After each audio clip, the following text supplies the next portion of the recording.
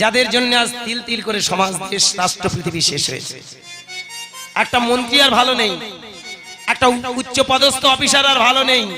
লোভের বশবর্তী হয়ে তারা পাগল। রাস্তা দিয়ে যাই তো মাঝে মধ্যে দেখি, ক্ষমা করবেন, YouTube within camera on the স্টেজে দাঁড়িয়ে কথাটা বলতে হয়তো কষ্ট, কিন্তু দ্বিধা নেই। সবাই নয়, কিছু কিছু পুলিশ আছে সত্যি কথা অমানুষের বাচ্চা, যারা রাস্তাতে দাঁড়িয়ে অনেক সময় দেখেছে, এই দাঁড়াও কীর্তনের গাড়ি, কোথা বাড়ি, কজন আছো, 7 জন, কোথা বাড়ি, ওই বাড়ি, কিছু একটা ক্লু ধরলো, এই 500 টাকা বের করো। কেন স্যার? তোমরা জোরে গাড়ি চালিয়েছো। হায় হায়, আমি চোখের সামনে দেখেছি কলকাতার বুকে এমন এমন কিছু কিছু পুলিশ আছে, তারা আমাদের এই কীর্তনিয়া ভিখারির বাচ্চাদেরও ছাড়েনি। 500, 700, 1000 টাকা করে তারা আমাদের কাছ থেকে নিয়েছে। আবার অনেক দামি পুলিশ আছে গো, দেখেছি কলকাতার বুকে এমনও অনেক পুলিশ আছে যাদেরকে আমি শত কোটি প্রণাম জানাই। আমাদের এসে বলে, হরে কৃষ্ণ, খুব ভালো বাবা, সাবধানে গাড়ি চালিয়ে যাবে, একটু মেনটেন্স করে যাবে বাবা, ভগবানের পথে থাকো, ভগবান তোমার মঙ্গল করবেন, মানুষকে ভালো করে একটু চেতনা ফিরিয়ে দাও। জানেন রাত তখন 2-2:30 বাজে, আমি মেদিনীপুরের একটা হরিসভায় গান করতে গিয়েছিলাম, বলতে দ্বিধা নেই, খেজুরিতে গান করতে গিয়েছিলাম, ঝাটিহারি বলে একটা জায়গা। গান করতে গিয়ে ভুল পথে চলে গেছি। একটা পুলিশ আমাকে ধরে বলল, শোনো বাবা, একটা কথা আমি তোমাকে বলি, এই রাত্রে তুমি যেদিকে যাচ্ছ রাস্তাটা ভালো না, ওদিকে অনেক ক্ষতি খারাপ হয়ে গেছে, ওইদিকে নো এন্ট্রি দেওয়া আছে, গাড়ি যাবে না, তোমাদেরকে ধরে অ্যাটাক করবে, চলে যাও। বিশ্বাস করুন, সেই মানুষটার চরণে প্রণাম জানাই। আমাকে বলছে, গুরুদাস বাবু, তোমার গান আমি ইউটিউবে শুনেছি গো, আর চোখে দেখলাম, বড় ভালো লাগলো। আমাকে দেখে বলছে, বাবা ওইদিকে যেও না, ওইদিকে চলে যাও। হাসি মুখে আমাদের ঠিকানা দিয়ে দিল, বলল লোকেশন অন করে এই দিকে যাও, গেলে তুমি তোমার ঠিকানা পেয়ে যাবে। ওরাই তো মানুষ, সমাজকে যারা সুস্থ রাখে তারাই তো সাধক। কি আজকে আমরা সাধনা সাধনা করছি, সাধনা কারে বলে? সমাজ ভালো যদি না থাকে সাধনা কোথায়? আজকের ভক্তমণ্ডলী, ভক্তিমতী মায়েরা ভেবে দেখবেন, নদিয়ার চাঁদ নিমাই সেটাই চেয়েছিল। ভেবে দেখেছেন কোনোদিন আজকের আমরা সেই নিমাই চাঁদের নাম করে কোন জায়গায় দাঁড় করিয়েছি সমাজ? জানেন, আমার বুকে বড় ব্যথা হয়। অনেক হরিবাসনের বাবা মা আছেন যারা কত কষ্ট করে হরিসভা চালান। অনেক মা আছে আমি দেখেছি যারা আঁচল পেতে গিয়ে মানুষের দরবারে ভিক্ষা চায়, দাও না বাবা কিছু ভিক্ষা, আমাদের হরিসভাটা বাঁচবে। সারা মাস সারা বছর গ্রামে গ্রামে দাঁড়ে দাঁড়ে ভিক্ষা করে টাকাগুলো নিয়ে আসে, 2 টাকা 5 টাকা 10 টাকা যে যা পারে দেয়, সেই টাকা নিয়ে একটা হরিবাসর করছে। আমরা এমন জানোয়ার, 3 ঘন্টায় সেই টাকাগুলো শেষ করে দিই। মনে রাখবেন ভক্তমণ্ডলী, আপনারাই যাদেরকে দাঁত বড় করেছেন, আমি বেশি নয় আপনাদের কাছে অনুরোধ করে যাও, এইভাবে যদি চলে তাহলে কোনোদিন কীর্তন বা হরিসভা চলবে না। আগামী 10 বছরের মধ্যে দেখবেন হরিসভাগুলো বিনষ্ট হয়ে যাবে। আমি অনুরোধ করব, আপনারা যে জানোয়ারগুলোর দাঁত বাড়িয়েছেন দাঁতগুলো ভেঙে দিন। 5টা বছর টাকা বন্ধ করে দিন। মা কালীর দিব্যি হরিবাসরে দাঁড়িয়ে বলছি, ও শালাগার যদি না ফুটপাতে গিয়ে কুত্তার হাল হয়ে যায়, আমি কি বলেছি? টাকার মারফত ওদের আমি মালা ধরিয়ে ছাড়বো, চ্যালেঞ্জ। আপনারা যদি সবাই মিলে আমার দলবদ্ধ হয়ে আমার সামনে এসে দাঁড়ান, হ্যাঁ বাবা, আমি চাইবো সমাজ সংসার ভালো থাক, অর্থ নাও দুঃখ নেই। অর্থ মানে এই নয় সমাজকে, সমাজের রক্ত শোষণ করে মানুষের গলা টিপে তুমি একটা হরিবাসর থেকে এত এত টাকা নিয়ে চলে যাবে। আমি সেইখানে দাঁড়িয়ে পা দুটো জড়িয়ে ধরে বলবো, আপনারাই সচেতন হন। এটা আমার কথা নয়, এটা আমার নিমাই চাঁদের কথা। নিতাই গৌর ব্রহ্মানন্দে, হরি বল হরি বল হরি বল হরি বল। একদিন আমার 7 বছরের ছেলেটা আসতে, আমার যেটা বড় ছেলে আমায় যেদিন স্বাধীনতা দিবস হয় আমাকে বলছে, বাবা লোকটাকে। আমি বললাম, বড় হয়ে জানবি, ওকে ভগবান বললেও ছোট করা হবে, ও শুধু মানুষ নয় রে, মহামানব। তখন আমার ওই বড় ছেলে বলছে, বাবা ও মরে গেছে। বিশ্বাস করুন, আমি চোখে জল ধরে রাখতে পারি। ও বাবা বলো না, ও লোকটা মরে গেছে। আমি তখন বললাম, বড় হয়ে জানবি।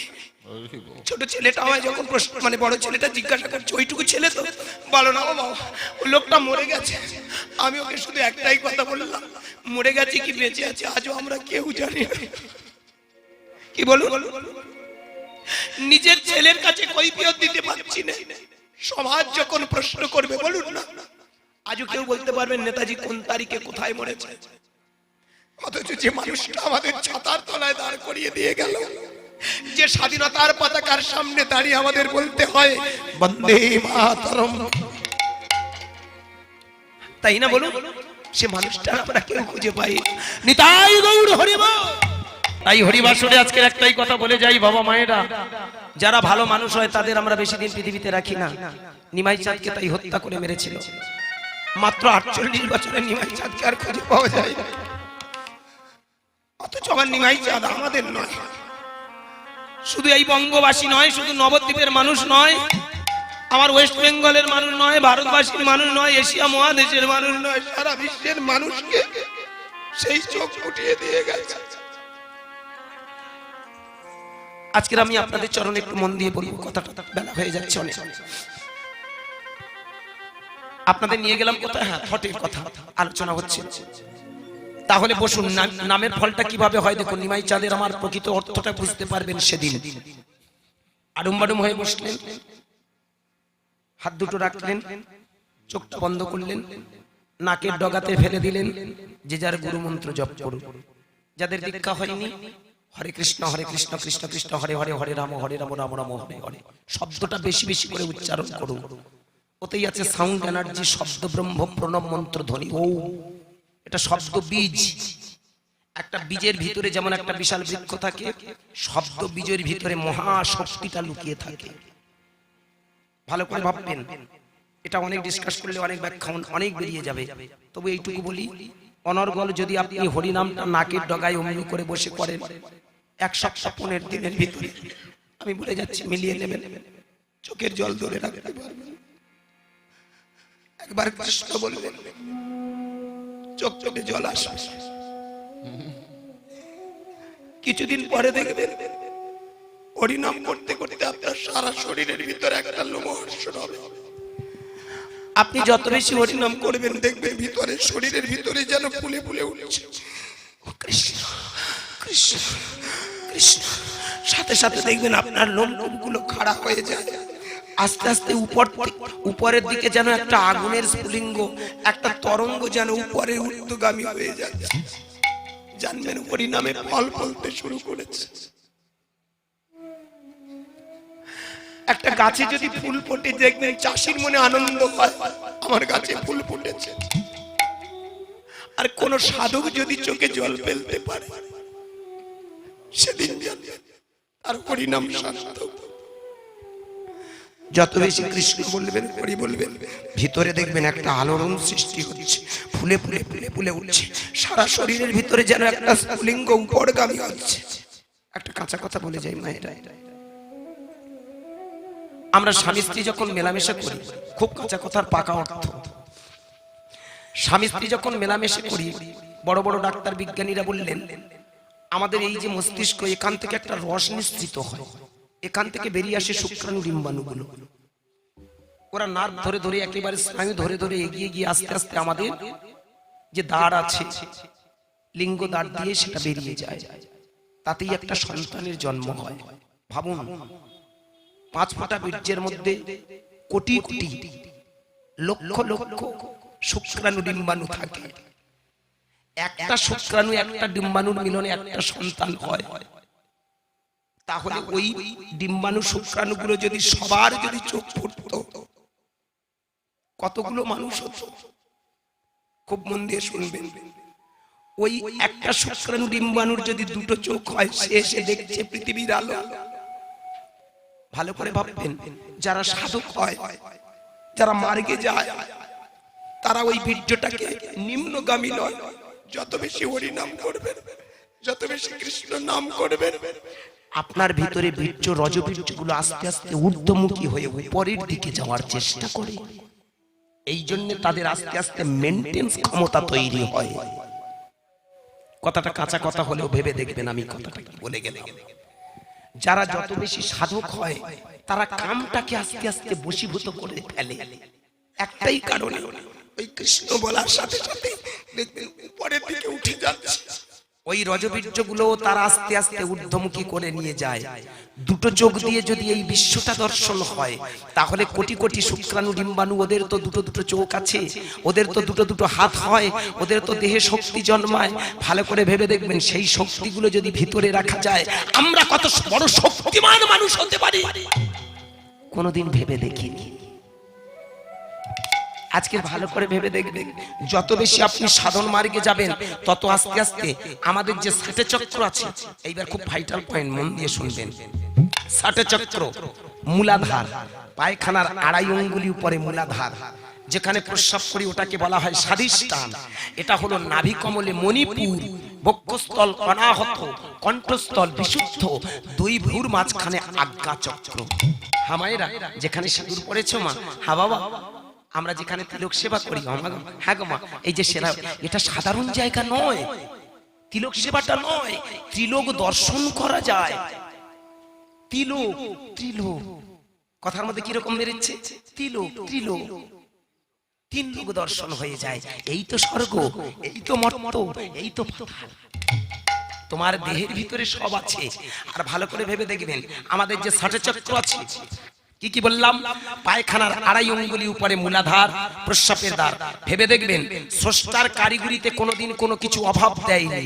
এই খাওয়া ঘুমানোর জন্য, একটা ভালো সংসারে একটা ভালো স্ত্রী, ভালো স্বামী, গোটা কতক ছেলে পুলের জন্য পৃথিবীতে আসা নয়। এরও পেছনে একটা বড় কারণ আছে। স্রষ্টা যে আমাদের পৃথিবীতে পাঠিয়েছে, ভেবে দেখেছেন কোনোদিন এত একটা নিখুঁত যন্ত্র দিয়েছে? কোন জায়গায় কোনো অভাব নেই, আছে বাবা। এই দেখুন, আপনার চোখে বালি ধুলো পড়বে, আপনি রাস্তা দিয়ে যাচ্ছেন, ধুলো আসলো, একটা হাওয়া আসলো, ধুলো পড়লো, সাথে সাথে বলছে কোনো অসুবিধা নেই, সঙ্গে সঙ্গে স্রোত বয়ে গেল, কি বাবা, তাই না? ভিতর থেকে যেন একটা গঙ্গার স্রোতের মতো ধারা বেয়ে চোখ থেকে গড়িয়ে গড়িয়ে ধুলো কণা জল বেরিয়ে গেল। কত বড় নিখুঁত কারিগর গো। এই যে নাকে, এই দেখুন আমরা যে বাতাসগুলো নিচ্ছি, প্রশ্বাস নিঃশ্বাস, তাই না?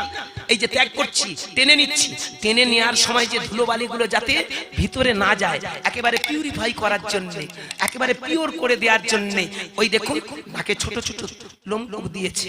কত বড় কারিগর, কোনদিন ভেবে দেখেছি? তাহলে ভগবত দর্শনের বেলায় কেন খামতি দেবে? এই দেখুন, তাই আমি বলবো, আমাদের ভিতরে যে চক্রগুলো দিয়েছে, চক্রগুলো দেখুন কোথায়, পায়খানার আড়াই অঙ্গুলি পরে মূলাধার, স্বাধিষ্ঠান। যত বেশি দেখবেন হরিনাম করবেন, ওই মূলাধার থেকে একটা শক্তি, এটা যারা করেন, আমি যে কথাগুলো বলছি, যারা করেন তারাই বুঝতে পারবেন ডিটেলস, এবং যারা করেন না, আমি অনুরয় বিনয় করে পা জড়িয়ে ধরে এই রাতে বলে যাই, আপনারা একটু চেষ্টা করবেন, তাহলে বুঝতে পারবেন পাগল কেন পাগলামি করতে এসেছিল। আমি আপনাদের টাকাগুলো ক্ষতি করতে আসিনি বাবা, আমি এসেছি আপনাদের কিছু দিয়ে যেতে। আমি চাইবো যেদিন আমার বাবা মায়েরা আমার এই রাস্তায় এগিয়ে যাবে, তথা বৈদিক মুনি ঋষিদের রাস্তায় এগিয়ে যাবে, সেদিন জানবো আমার অর্থ নেওয়া সার্থক, আমার কীর্তন গাওয়া সার্থক। আমি গান কম ফেলেছি, গান কম গাইছি, কিন্তু কথাগুলো একটু যে বলছি ভেবে দেখবেন। মূলাধার থেকে যেদিন স্বাধিষ্ঠানে নিয়ে আসবেন, সেদিন দেখবেন আপনার ভিতরে মেইনটেন্স হয়ে গেছে, কামনা বাসনাগুলো আর উত্তেজিত হয় না। প্রত্যেকটা মায়েরা যখন পুরুষের দিকে তাকাবেন, মনে হবে ও আমার বাবা। আবার প্রত্যেকটা আমরা যারা পুরুষ, আমরা কোন নারীর দিকে যখন তাকাবো, মনে হবে ও তো আমার মা। রামকৃষ্ণ ঠাকুর শারদার দিকে তাকিয়ে তাকিয়ে দেখতে দেখতে বলছে, ও গো আমার ব্রহ্মময়ী, তোমাকে পেয়ে আমার জীবন ধন্য। আমার এক জন্ম নয়, 10 জন্ম সাধনা করে তবে আমি তোমাকে পেয়েছি, তুমিই আমার ব্রহ্মময়ী। শারদা মা হাসতে হাসতে বলছে, কি গো, কি দেখলে আমার মধ্যে? সেদিন শারদার দিকে তাকিয়ে বলছে, শারদা, আমি তোমার মধ্যে দেখতে পাচ্ছি আমার ব্রহ্মময়ী মা। তাহলে দেখছো বাবা, সাধনা করলে মানুষের ভিতরে ব্রহ্ম জ্ঞান জাগ্রত হয়। এইবার ভালো করে ভেবে দেখবেন, এই স্বাধিষ্ঠান থেকে এইবার যদি কৃষ্ণ নাম করতে করতে অনর্গল হরিনাম করবেন, করতে করতে দেখবেন শিহরণটা আস্তে আস্তে মূলাধার থেকে সরে এসে স্বাধিষ্ঠান, স্বাধিষ্ঠান থেকে মণিপুর, এইখানে যেদিন আসবে, সেদিন আপনার মনে হবে এই আমার সবাই আমার নিজের ভাই। ভাববে না এরা হিন্দু, ভাববে না মুসলমান, ভাববে না খ্রিস্টান, ভাববে না ধনী, ভাববে না গরিব, সবাই আমার। এই কথাটা কখন আসে জানেন? যখন এই স্থানে হরি নামের প্রচার প্রসারটা এনে আমরা এই জায়গায় কনসেন্ট্রেট করতে পারবো, একাগ্রতার জায়গায় যেতে পারবো। এই জন্য তো বিবেকানন্দ চিকাগো শহরে ধর্ম সম্মেলনে চিৎকার করে বলেছিল, হে আমেরিকাবাসী, তোমরা আমার ভাই বোন। কথাটা ভালো করে ভেবে দেখেছি কোনোদিন? এই কথাটা কে বলতে পারে? এই মণিপুরে এসে সাধনা করলে তবেই সে মনে করে নারীর টান, ওরা আমার সবাই ভাই বোন। কি বাবা, কোনো আবেগের গল্প নয়, কীর্তনটা বুজরুকি নয়। আমরা তো গরু চড়ানোর গল্প করে মানুষকে ঠকাতে শুরু করেছি। আজকের আমার কথাগুলো একটু ভালো করে ভাববেন, একেবারে ভয়ঙ্কর সময় আমরা দাঁড়িয়েছি। আমার কথাগুলো একটু ভেবে কাজে লাগান, বুঝতে পারবেন। ওখান থেকে টেনে নিয়ে যদি কোনোদিন হরিনাম করতে করতে ওই সুর নাদ ব্রহ্মধ্বনি সাউন্ড এনার্জি শিহরণ জাগতে জাগতে যেদিন বুকে আসবে, অনাহতে আসবে, সেদিন দেখবেন সবাইকে মনে হবে আমার মানুষ। আলাদা ভাববেন, ও তো আমার, ও আমি। তাই তো নিমাই চাঁদ দেখেছেন, নবাব হোসেন শাহকে জড়িয়ে ধরে বলল, তুমি তো আমার সব। নবাব দর্জিকে জড়িয়ে ধরেছিল, চাঁদ কাজীকে জড়িয়ে ধরেছিল, জবন হরিদাসকে জড়িয়ে ধরেছিল, তা বড় মুসলমানগণকে বুকে জড়িয়ে ধরলো। এটা কখন পারে? ভালো করে ভেবে দেখেছেন? তখন কোন হিন্দু কোন মুসলমানের বাড়িতে যেতে পারতো না, কোন মুসলমান কোন হিন্দুর বাড়িতে যেতে পারতো না, অথচ ব্রাহ্মণের ছেলে হয়ে মুসলমান জড়ালো। কত বড় বুকের পাটা থাকলে যায়, কত বড় ক্ষমতা থাকলে যায়। কি এই জড়িয়ে যে ধরে তাকে বুকে জড়িয়ে ধরে আপন করে নিল, এর নাম হলো অনাহত চক্র সাধনা। আস্তে আস্তে সাধনা করতে করতে এবার আসে এই কণ্ঠদেশের নাম বিশুদ্ধ। যদি কোনো মানুষ অনর্গল হরিনাম করতে করতে মুরাধার স্বাধিষ্ঠান মণিপুর অনাহত বিশুদ্ধ নিয়ে আসি, সেদিন তার কণ্ঠ থেকে সদা সর্বদা একটা জিনিস বের হয়, সত্য বাক্য। সে আর মিথ্যে কথা বলতে শেখে না, সে ছলনার আশ্রয়ে যায় না। তার মুখ দিয়ে, কণ্ঠ দিয়ে এই দেশ, এই রাষ্ট্র, এই পৃথিবী রক্ষার কথা বলে। নিতাই গৌর হরি বল। ভালো করে ভেবে দেখবেন, প্রকৃত বৈষ্ণব যারা হয় তাদের কণ্ঠ দিয়ে সদা সর্বদা সত্য কথা উচ্চারণ হবে। এই কণ্ঠ দিয়ে দেশ রক্ষা, সমাজ রক্ষা, রাষ্ট্র রক্ষার কথা বের হবে। ভেবে দেখেছেন? আস্তে করোনার সময় কোন সাধুয়া ছিল? সব ঠাকুর ঘরের পেছনে লুকিয়েছে। কি যখন করোনা হয়েছিল, ওই সময় কোন সাধু সন্ন্যাসীরা সামনে এসেছিল? সব গিয়ে ঠাকুর ঘরের পিছনে। আমরা কীর্তনিয়ারা পর্যন্ত কেউ নামিনি মাঠে। আমরা লোকের কাছে বলে বেড়াই হরিনাম করো, করলে সব পাপ তাপ দূর হবে, জ্বালা দূর হবে, রোগ শোক দূর হয়ে যাবে, তাই না? হরিনামে কোনো ব্যাধি আসবে না। যেই করোনাটা এলো, মাগো আমার বউ বলে, ওগো তুমি আর গান নিও, কারণ ওই যে খুটুর খুটুর কাশি কি একটা রোগ এসেছে, কি নাকি করোনা না কি হচ্ছে, ওগো তুমি যদি চলে যাও আমার কি হবে? মাগো যেই ফোন আসে আমি সঙ্গে সঙ্গে কেটে দিই। যদিও কারুর ফোন ধরি, হ্যালো কোথায়, কে কোথা থেকে বলছেন? বাবা আমরা পুলিশ পারমিশন নিয়ে একপালা গান গাওয়াতে চাই। আমি তখন বলি, বাবা আমি হয়তো রাজি হবো, কিন্তু আমার ছেলেরা রাজি নেই। মানে একটা যাও কিছু বলে সাইড কাটার দরকার, আমাদের খুঁজে পাননি। ওই 19 থেকে শুরু করে 19, 20, 21 মতো 2-3টে বছর আমরা যারা এই চৈতন্য রেখে সাধু সন্ন্যাসী, আমরা সব যে যার মতো মাগো আড়ালে আড়ালে আবডালে ঘুরে বেরিয়েছি। কি বলুন? করোনার ভয়ে। ওই সময়টা কারা এসেছিল? বৈষ্ণব কাদের বলে ভালো করে ভেবে দেখবেন। ওই সময়টা এসেছিল কারা বলুন তো? Doctor, nurse, BSF. কি বর্ডারে দাঁড়িয়ে দাঁড়িয়ে নিজের বাবা মা ছেড়ে, সংসার ছেড়ে ওখানে দাঁড়িয়ে নিজের প্রাণটাকে বাজি রেখে বললো কাউকে ঢুকতে দেব না, নয় এপারের মানুষ, নয় ওপারের মানুষ। একটা মানুষের অসুখ করেছে, ডাক্তার সারা গায়ে সবকিছু মুড়ে নিয়ে ছুটে যাচ্ছে, মানুষটাকে বাঁচাতে হবে। বৈষ্ণব তো এরা। একটা নার্স ছুটে যাচ্ছে, ওই রোগীটাকে সেবা শুশ্রূষা করলে ও তবেই বাঁচবে। নিজের সংসারের কথা ভাবেনি, মায়ের কথা ভাবেনি, কারুর কথা ভাবেনি, ছুটে গেছে মানুষটাকে বাঁচাবে বলে। বৈষ্ণব তো এরা। আজকের ভাবুন তো, আমার সঙ্গে ওই যে সাধুজি বসে আছে, উনি যদি আপনার বাড়িতে যায় আর একটা ডাক্তার যদি আপনার বাড়িতে আসে, কাকে আপনি পা ধুয়ে দেবেন?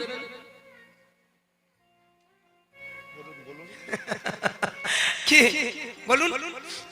আগে ছুটে গিয়ে ওনার পা ধুয়ে দেবেন, কারণ উনি কি কি উপকারটা করেছে আপনার?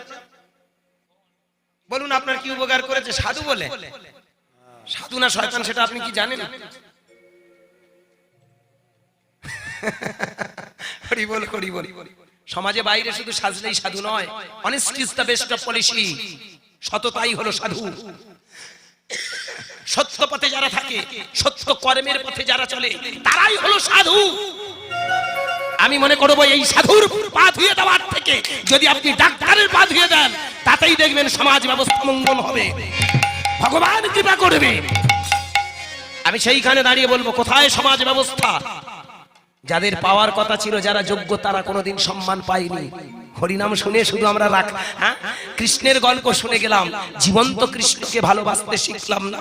এটাই তো ব্যয়। আজকের এইখানে দাঁড়িয়ে বলবো, আজকের আমাদের বুঝতে ভুল হয়েছে। যারা দেশ রক্ষা করলো তাদের কথা আমরা কেউ ভাবলাম না, যারা সমাজ রক্ষা করলো তাদের কথা ভাবলাম না। কিছুদিন আগে একটা ফেসবুকে একটা দারুণ গল্প আমি চোখে পড়লো। সময় আছে? বসে আছেন যখন একটু গাই, মিনিট 10-15 গাই। আস্তে মন দিয়ে শুনবেন, শুনছেন, এটাই আমার বড় ভালো লাগছে। ফেসবুকে একটা ভালো জিনিস দেখেছিলাম। একটা মা বিএসএফ এর চাকরি করে, প্রেগন্যান্ট হওয়ার পরে উনি বাড়িতে চলে এসেছেন। বাড়িতে আসার পরে একটা বাচ্চা হয়েছে, ছেলেই হয়েছে। মাস 6 হওয়ার পরে অর্ডার এসেছে যে তোমাকে আবার জয়েন করতে হবে। আমাদের হাওড়া যে রেলগুলো আছে, ট্রেনগুলো আছে, হাওড়া ট্রেনে ধরে, ওখান থেকে ট্রেন ধরে চলে যাবে। মা গেছে, সঙ্গে বাবা গেছে, পরিবারের সবাই আছে। যাবার সময় বাচ্চাটাকে ওর মায়ের কোলে দিচ্ছে। বিশ্বাস করুন, ফেসবুকের ওটা দেখে আমি চোখে জল ধরে রাখতে পারি। মা বাবা সঙ্গে গেছে, বাচ্চাটাকে কোলে নিয়ে ট্রেনে ওঠার আগে মাকে বলছে, মা আমি তো বিএসএফ এ চাকরি করি, আমি তো প্রতিজ্ঞা করেছি আমার দেশ আগে, সংসার নয়। তাই আমি যদি মারা যাই, তবে আমার ছেলেটাকে যদি ফিরে আসে, তাহলে আমার ছেলে, নতুবা আমার সন্তানটাকে তোমরা দেখো। বাচ্চাটাকে ওর মায়ের কোলে দিয়ে বিদায় জানাচ্ছে। বিশ্বাস করুন, ফেসবুকে আমি এই ঘটনাটা দেখে তখনই আমি ভাবলাম, পৃথিবীতে আজ কোথায় ধর্ম গো? নিজের মায়ের কথা ভাবলো না, বাবার কথা ভাবলো না, ছোট একটা নিজের রক্তের টুকরো বাচ্চাটার কথা ভাবলো না, দেশ আমার আগে। তাহলে বৈষ্ণব কারা, সাধু কারা? আমরা কোনোদিন ভেবে দেখিনি। যদি প্রণাম করতে হয়, স্যালুট করতে হয়, 1000বার স্যালুট করো ওই মহানগণকে, যারা বিএসএফ এর চাকরি করে, যারা পুলিশের চাকরি করে, যারা সমাজটাকে সুন্দর রাখার চেষ্টা করে, তারাই হলো সাধু। আর আমরা হলাম সাধু বেশি শয়তান, নামেই ভগবান বলি। ওই সময় আমরা আমাদেরকে আর খুঁজে পাননি, পেয়েছেন? কোন মানুষ এসে যদি বলে, বাবা আমি একটা প্রণাম করো, বলে দাঁড়া ভ্যাকসিনটা আবিষ্কার হোক। কেন তোমরা এতদিন ভ্যাকসিন দিচ্ছিলে লোকের, সেটা কোথায় গেল? হরিনাম করো, এই ভ্যাকসিনের উপর কোনো ভ্যাকসিন নেই। আর যেই করোনা আসলো, সঙ্গে সঙ্গে তোমাদের ভ্যাকসিন আউট। এইবার সেই কোথায়? তাহলে সাধক কারা? যারা বিজ্ঞানী, বড় বড় সায়েন্টিস্ট যদি আজকে আবিষ্কার করতে, বলুন কোন সাধু আবিষ্কার করেছে? শুনতে খারাপ লাগলো, এটা চরম সত্য কি? তাহলে ভালো করে ভাববেন, তুমি আধ্যাত্ম চেতনার মানুষ, তুমি মানুষ গড়ার কারখানার মানুষ, তুমি মানুষ গড়বে, শোষণ নয়। কজন সাধু গাছতলায় শুয়ে থাকে বলুন? আমার প্রশ্নের উত্তরটা ভালো করে বলবেন। কজন সাধু গাছতলায় শুয়ে থাকে? থাকে কি? বর্তমানে যারা যেসব আমরা সাধু সন্ন্যাসী হয়েছি, সব এসি রুম ছাড়া আমরা ঘুমোতে পারি। বাবা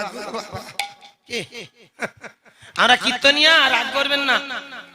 আপনারা কোথায় ঘুমাবেন জানি না, আপনারা কোথায় থাকবেন আমরা জানি না, কিন্তু আমরা এসি রুম ছাড়া থাকতে পারি না, ঘুম আসে। বেশ তুলো তুলো গদি গদি মতো থাকবে, সেই জায়গায় ঘুমাবো। কি কায়দার বৈষ্ণব, বুঝতে পারছেন? নিতাই হরি বল, হরি বল। এই জন্য আগে বোঝার আছে, আগে বোঝো তারপরে খোঁজো, আগে জানো তারপরে মানো। তাহলে সৎ ব্যক্তি যারা হয়, কণ্ঠ দিয়ে যারা সৎ সত্য কথা আলোচনা করে, তারাই হলো সাধু। তারাই হলো বৈষ্ণব। নদিয়ার নিমাই বললেন আস্তে আস্তে একটার পর একটা চক্র ভেদ করে যেদিন তোমার এই বিশুদ্ধতে আসবে সেদিন তোমার ওই কণ্ঠ দিয়ে অনর্গল হরি নামের বন্যা বইবে, আর নামের সাথে সাথে মানুষের মঙ্গলের বার্তা বহন হয়ে যাবে। তোমার কণ্ঠ দিয়ে অনর্গল সেই চিন্তা আসবে, সেই ভাবনা এসে তোমার কণ্ঠ দিয়ে বেরিয়ে আসবে। বৈষ্ণব তারে বলা হবে। এইবার আসুন আস্তে সিদ্ধান্তে একটা চরম মুহূর্ত আপনাদের পাইয়ে দিয়ে যাব। চোখ বন্ধ করে নাকের ডগায় আপনি দৃষ্টিটা ফেলেছেন, হরিনাম করছেন, একটার পরে একটা চক্র মন থেকে ভাববেন। শিহরণটা কোথা থেকে সৃষ্টি হচ্ছে ওটা আগে ভালো করে ভাববেন। আমি যে কথাগুলো বলছি কথাগুলো একটু বাড়িতে প্র্যাকটিক্যাল করার চেষ্টা করবেন, তবে আমার এই কথাগুলো বুঝতে পারবেন। আর একটা কথা বলে যাই, পৃথিবীতে যত যত মঠ আশ্রম আছে, পৃথিবীতে যত যত আপনি ধর্মের আওতায় যারা আছি, এর উপরে কিছু নেই। চ্যালেঞ্জ, এই ক্যামেরার সামনে দাঁড়িয়ে আমি কথা দিয়ে যাচ্ছি, এর উপরে কোনোদিন কোনো কীর্তন নেই। এটাই হলো কীর্তনের শেষ অর্থ, শেষ উদ্দেশ্য। এবার আসুন চোখটা বন্ধ করুন, আস্তে আস্তে দৃষ্টিটা নাকের ডগা থেকে তুলে অ্যাঙ্গেলটা একটু ঘুরিয়ে দিয়ে, কিরকম জাস্ট একটু কোণে এই কোণ তৈরি করে চোখের দৃষ্টিটা দ্বিদল পদ্মে তুলে ধরুন। যেখানে আমার মায়েরা সিঁদুর পড়েছ মা, বাবা আমরা যেখানে বাবা তিলক কাটি, তিলক রচনা করি, তিলক সেবা করি, যে যা বলি, তিলক কাটা মানে কি? তোমার ওই চোখের কুপ্রবৃত্তি গুলো কেটে দাও। তোমার ওই তিলকটা, তোমার এখানে যে একটা চোখ আছে, কি গো মায়ের আমাদের এখানে একটা চোখ আছে তো, ইড়া, পিঙ্গলা, সুষুম্না, কি বাবা তাই তো? Master of gland in the human body, আমাদের মানব দেহের সবথেকে দামি গ্রন্থি, ওর উপরে কোনো চোখ নেই। ওই চোখটা ফুললে মানুষ সবকিছু বুঝে যায়। আর ওরই জন্য তিলক রচনা, ওরই জন্য হরিনাম, ওরই জন্য নিরামিষ খাওয়া, ওরই জন্য আশ্রমে যাওয়া। ভালো করে ভাববেন, এই যে চোখটা কিভাবে কাটবে, কিভাবে খুলবে, ভাবুন। দৃষ্টিটা এখানে ফেলে দিন। এই অ্যাঙ্গেলটা যখন এখানে আসবে, কয়েকদিন দেখবেন একটু মাথাটা ভারী ভারী ঠেকছে। আমি যেটা বলছি মিলিয়ে নেবেন। অনেকের হয়, অনেকের হয় না। আমাকে অনেকে বলেছে, বলে আমার বাবা অসুবিধা হচ্ছে না, মোটামুটি আমি যেতে পারছি। ওই জায়গাটা একটু চেষ্টা করবেন, খুব তাড়াতাড়ি পৌঁছে যাবেন। এই চোখটা বন্ধ করে দৃষ্টিটা এই অ্যাঙ্গেলে তুলে দিন। এইখানে যেখানে দ্বিদল পদ্ম আছে, ওইখানে ভাবুন আপনার গুরু মন্ত্রটা। ওইখানে বসে বসে ভাবুন আপনার আরাধ্য দেবতা, সে কৃষ্ণ হতে পারে, রাম হতে পারে, যে ঠাকুর হতে পারে, যে ঠাকুরকে ভালোবাসেন, ওইখানে বসে সাধনা করুন। কিছুদিনের মধ্যে দেখতে পাবেন আপনার ওই ঠাকুরের প্রতিচ্ছবিটা আপনার ওখানে ফুটে উঠছে। এটা কোনো বুজরুগি কাল্পনিক গল্প নয়। আমি এখান থেকে গান করে বেরিয়ে চলে যাব, আমার ওই পাগলা দুটো বসে আছে না রাত জেগে কষ্ট করে ক্যামেরা নিয়ে বসে আছে, ওরা আমার ছবিটা কিন্তু কালকে সকালবেলা নিজের ঘরে বসে দেখতে পাবে।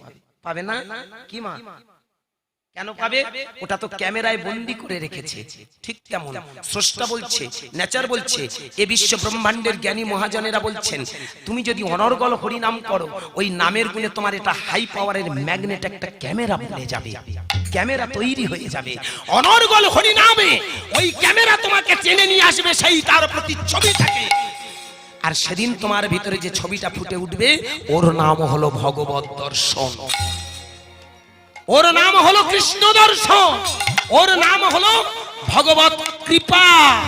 নিতাই গৌর হরি বল, হরি বল, হরি বল।